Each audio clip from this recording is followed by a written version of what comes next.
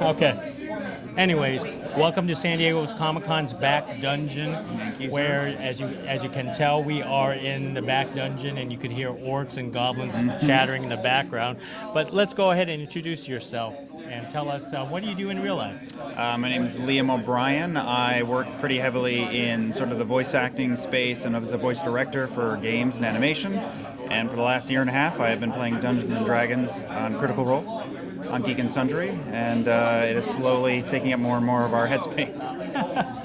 Now, did you play Dungeons and Dragons before? A little bit. Yeah, a little bit in high school. I played for probably 3 years. I was not the sports kid. I was sort of like the shyer, introverted kid. I went into the arts eventually. But I read all the books just by myself for a while, and then I grabbed 2 or 3 friends in high school. And then I got bitten by the theater bug, and I was going to be a very serious thespian actor, and I left it behind. Like 5 years ago, I was directing Matt, our dungeon master, on a game, and I know he's kept his foot in it for decades, and he kept trying to pull me in, and I kept fighting it because I had two really young kids. And then finally, we decided to do one game as a lark, and we pulled in a bunch of our other sort of voice friends, and rest is history. Just out of curiosity, was that third edition that you played in high school? It was, I think it was second edition. Second edition. Oh wow, that's the good one. I love all the art. I also was heavily read Dragonlance back then. I played a little bit of Cyberpunk and Rifts. I don't know how deep down the wormhole you go, but I dabbled a lot. Oh, that's quite a resume of gaming. I do have to hand that to you. I had a lot of dice.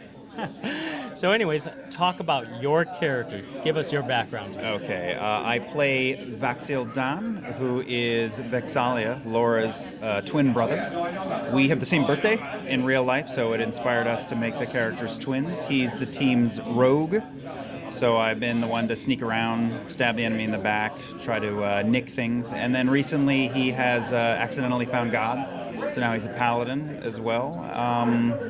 He's been the team wise ass for a long. Well, we're all wise asses, I guess, but he's been a bit of a wise ass for a long time.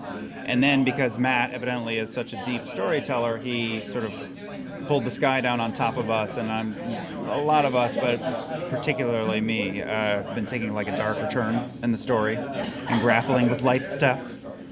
That's about it. Lodge, your character is so in depth. You know, at home, we certainly love playing the game, and Ashley Johnson's character, Pike, almost died at home, and it affected us greatly. But because we're playing every week now, it really is taking up a portion of our brain, and they feel like real memories. It doesn't feel like a game anymore. I mean, we know it's not real, obviously, but we spend plenty of time thinking about, God, how are we going to get away from that dragon? Or, God, my sister, I think she's going to die, and I'm going to be on my own. Yeah. It's weird. Do you have to come up with a special voice for your character? Well, we're doing exactly what we did in the beginning, and Laura led the charge. People had different levels of experience that first game, so like Travis is like, what do? Do I roll a die? Can I hit that guy? Laura, in the first 10 seconds, just started talking like this, darling, because, it's what we do for a living. So really, right from the first episode, we just dug in and as if we were on the job, talking into a microphone. So, the ultimate test, have you been to Gen Con, or are you going to? The group is going to Gen Con. I have a little bit of family business I have to take care of, so I'm the sad puppy who is missing out. But Aww. This is our first year. Yeah, I'm sad.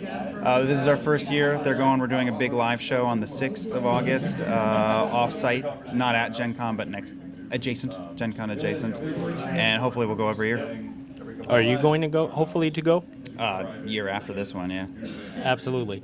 And just to wrap this up, could you tell me some of your non-D&D projects that you actually... Absolutely. That you could talk about? Sure. I've been playing Doctor Strange quite a bit lately, so he's popping up in Marvel Animated. I play the Red Skull for Marvel stuff. I recently played Gollum and did all the performance capture for Gollum in The Shadow of Mordor. Illidan Stormrage from the World of Warcraft. They've got a big new expansion coming out. He's at the heart of it, so that's a big one right now. I'm directing a ton of voiceover for Lego games, The Force Awakens recently. Harrison Ford's a very handsome in person, I can report. That's probably a good smattering.